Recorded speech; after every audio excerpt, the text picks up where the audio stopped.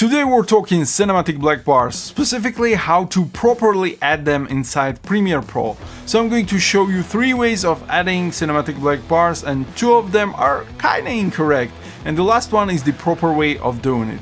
So the first method, you go to Google and you type in cinematic black bars PNG and the resolution that you're working in, and you save that PNG and drag it to your project, and then drag it to your timeline, stretch it to the length of the clip, and voila, there you have it, cinematic black bars. The almighty cinematic mode is on. And the second method is kind of similar. You create adjustment layer, you drag it to your clip, you stretch it to the length of your clip, and then you just apply the crop effect and crop it from the top and the bottom part. You might ask why those 2 methods are incorrect, because Premiere is going to treat those black bars as a part of the video, and it will take much more time in the larger projects to render it out, because basically it's supposed to render those parts as well.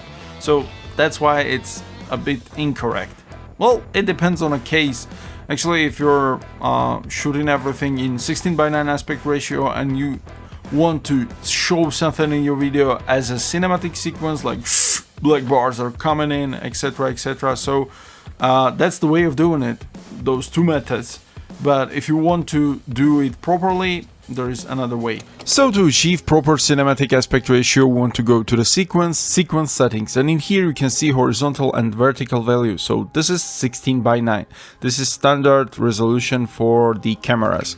What we want to do is take this value here and we want to divide this by 2.39. This is cinematic wide aspect ratio, and we're getting 1606. We want to add this to this vertical section and press OK. And this is warning, we don't care about it, just press OK, and boom, you can see now we have correct cinematic aspect ratio, the widescreen. And if we play back, you can see that it is wide and it is nice. And if we're going to go full screen, you can see that black bars appearing from the top and the bottom part. And basically this is the correct way of doing it. I look like a villain. Now I'm the nice guy. So this is it for today's tutorial. I hope it was useful for you, and if yes, you know the drill, thumbs up, all that good stuff. We'll catch you in the next one. Till then, stay awesome.